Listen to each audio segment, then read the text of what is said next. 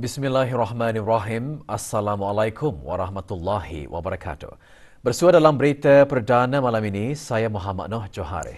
Dan saya Nurbaizura Andy. Berita-berita utama malam ini.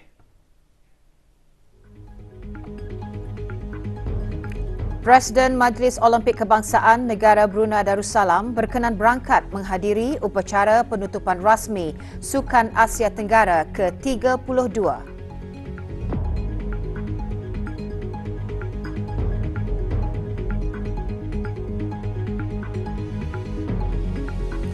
Penganugerahan akreditasi kepada Jabatan Perkhidmatan Saintifik bukti keupayaan makmal-makmal memberikan perkhidmatan ujian forensik yang berkualiti dan boleh dipercayai.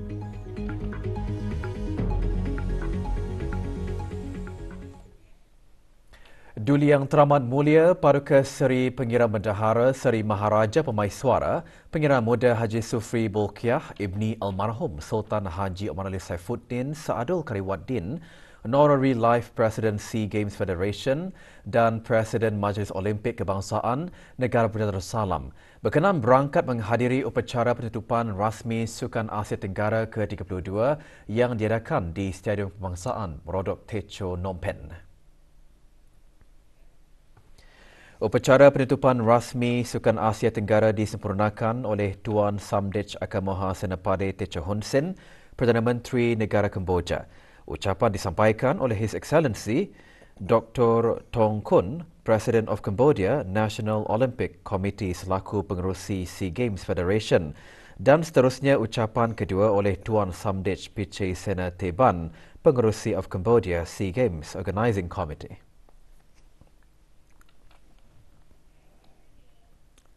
Keupayaan makmal-makmal di bawah Division Sains Forensik untuk memberikan perkhidmatan ujian forensik yang berkualiti dan boleh dipercayai membolehkannya mendapat pengiktirafan antarabangsa.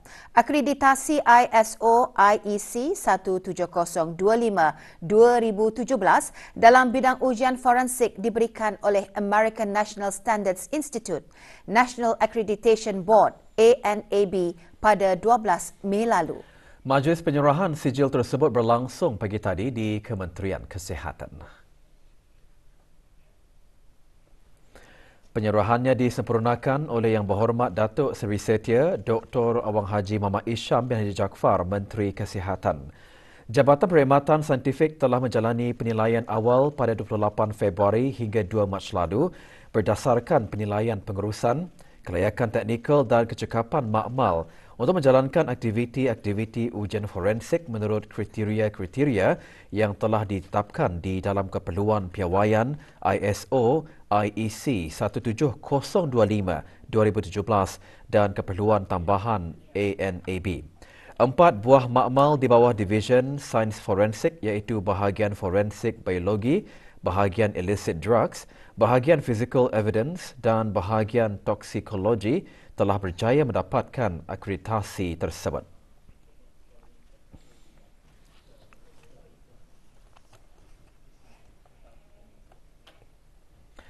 Dengan tema melestarikan permainan tradisi Kitani, Festival Permainan Tradisi dilancarkan hari ini sempena sambutan Hari Muzium Antarabangsa 2023. Penganjurannya dijangka dapat memberi impak positif dalam memperkukuhkan, memelihara dan memulihara warisan budaya dan identiti negara Brunei Darussalam yang unik. Majlis diadakan pagi tadi di Hub Tenaga Brunei Dermaga Diraja, Bandar Seri Begawan. Dan melancarkan Festival Permainan Tradisi Brunei sempena Hari Muzium. Pelancarannya disempurnakan oleh Yang Berhormat Datuk Seri Setia Awang Haji Nazmi bin Haji Muhammad, Menteri Kebudayaan, Belia dan Sukan. Festival mengetengahkan beberapa permainan tradisi di negara ini yang diperkenalkan dan diberikan melalui pameran. Dengan festival ini, orang ramai berpeluang mengetahui serta memahami tentang warisan negara dan sekaligus menerapkan nilai-nilai teras kebruneian.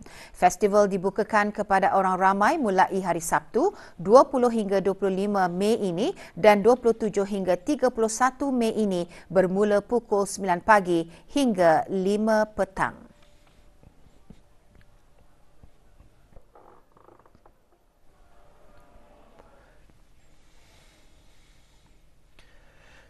24 orang ketua keluarga yang terlibat dalam kejadian tanah susur, banjir, angin kencang, kebakaran dan rumah roboh menerima bantuan kewangan daripada pihak kerajaan ke bawah Duli Yang Maha Mulia Paduka Seri Baginda Sultan dan Yang di-Pertuan Negara Brunei Darussalam.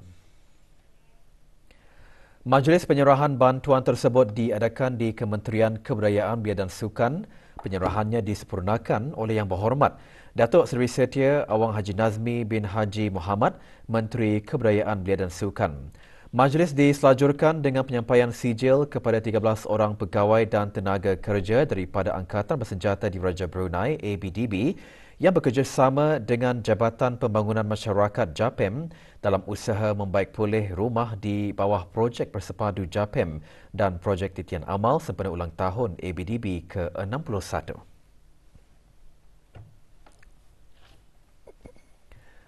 Perpustakaan Universiti Brunei Darussalam UBD pagi tadi menerima sumbangan koleksi buku daripada Kedutaan Republik Turkiye di negara Brunei Darussalam.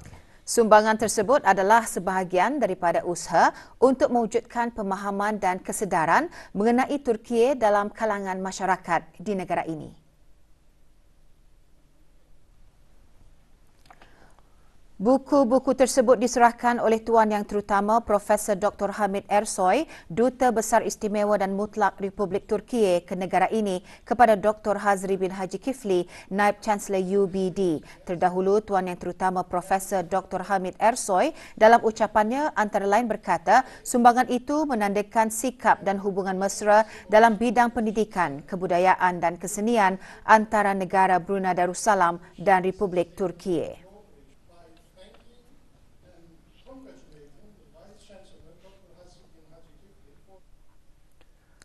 Cadangan tindakan keutamaan dalam penambahbaikan ekosistem matlamat pembangunan mampan antara hasil utama bengkel Pre-2023 High Level Political Forum on Sustainable Development. Ikuti bahan beritanya selepas ini.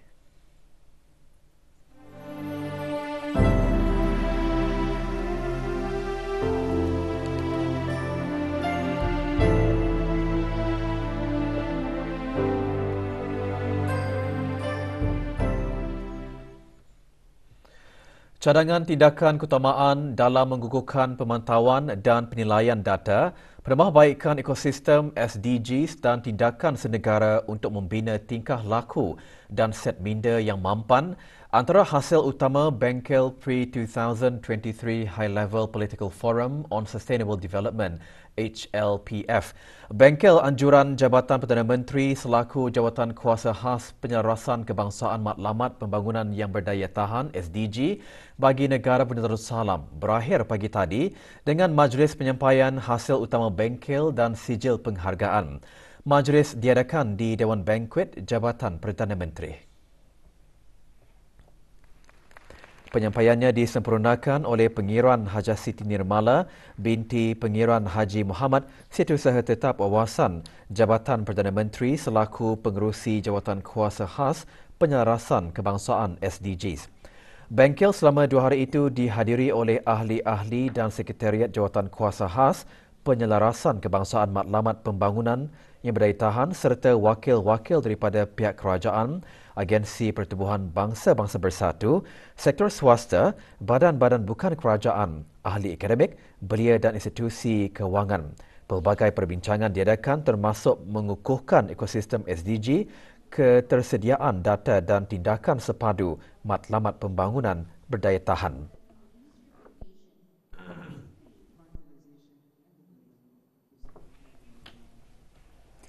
Institut Pendidikan Teknikal Brunei IBTE menandatangani Memorandum Persefahaman MOU bersama 6 agensi bagi melahirkan graduan yang berkualiti yang memenuhi piawaian serta keperluan industri dan memenuhi permintaan tenaga kerja mahir.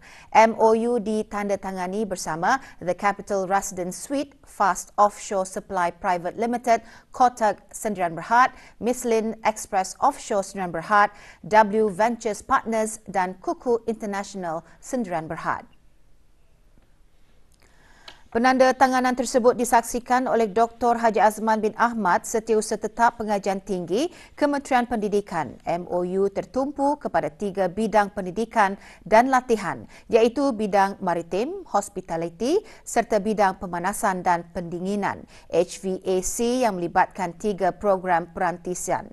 Majlis berlangsung pagi tadi di Sekolah Penerbangan IBTE, Kampus Sultan Saiful Rijal. Melalui program perantisan IBTE yang memberi peluang kepada pelajar untuk meningkatkan pengetahuan dan mempraktikkan kemahiran yang diperolehi dari pengalaman pekerjaan sebenar. More opportunity for the students to develop their soft skills and to actually apply whatever they're learning in their specific industries to be applied to the company lah. It's going to make it easier for the students to get more jobs in the future as you will gain more experience during your internship programs.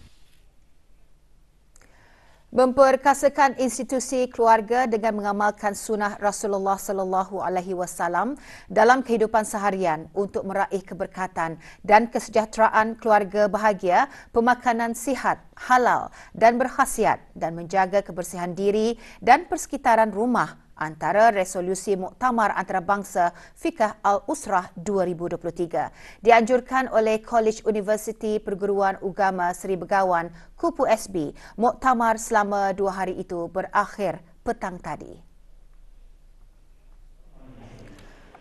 Hadir Dayang Hajah Nur Ashikin binti Haji Johari, Setiausaha Tetap Kemasyarakatan di Kementerian Kebudayaan Belia dan Sukan. Terdahulu kertas utama 4 dibentangkan oleh Dr. Muhammad Yusri Yubhi bin Muhammad Yusof daripada Yusri Yusof Consulting Singapura bertajuk Membentuk Keluarga Sakinah, Komunikasi Efektif Menerusi Bahasa Cinta Rasulullah sallallahu alaihi wasallam. Resolusi 12 perkara pula dibentangkan oleh Profesor Madya Dr. Muhammad Syahril bin Ahmad Razimi, Fakulti Pendidikan Sains Kemasyarakatan Kupu SB. Resolusi muktamar diserahkan kepada Setiausaha Tetap Kemasyarakatan di Kementerian Kebudayaan Belia dan Sukan. 200 peserta terdiri daripada pegawai-pegawai dan kaki tangan dari pelbagai kementerian dan agensi swasta menghadiri muktamar tersebut.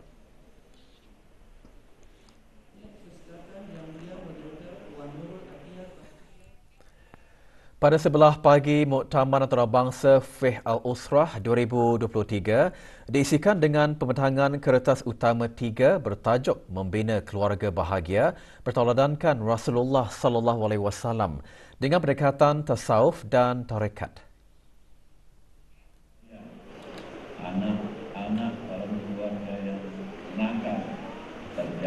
Kertas utama 3 dibentangkan oleh Profesor Dr. Haji Duski Samad dari Fakulti Tarbiyah dan Keguruan Universitas Islam Negeri Imam Bonjol, Padang, Indonesia secara dalam talian. Pembentangan antara lain menjelaskan keluarga bahagia dalam Islam secara normatif adalah terwujudnya keluarga sakinah, mawadah dan rahmah dengan dukungan wa'asiruhuna bil ma'ruf dan penghargaan terhadap kaum perempuan.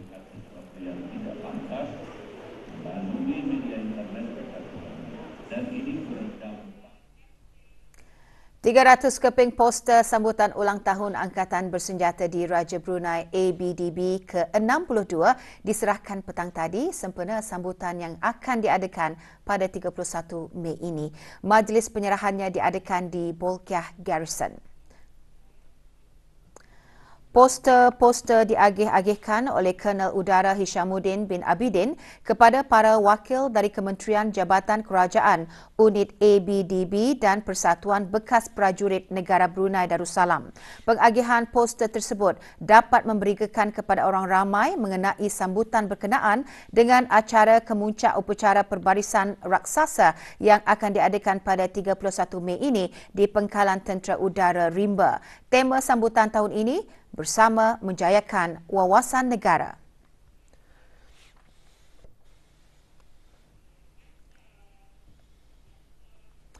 Jabatan Pengangkutan Darat Kementerian Pengangkutan dan Info Komunikasi memaklumkan keputusan tanda pengenalan kenderaan TPK bagi angka siri BBE melalui Click and Bid akan diumumkan esok 19 Mei 2023.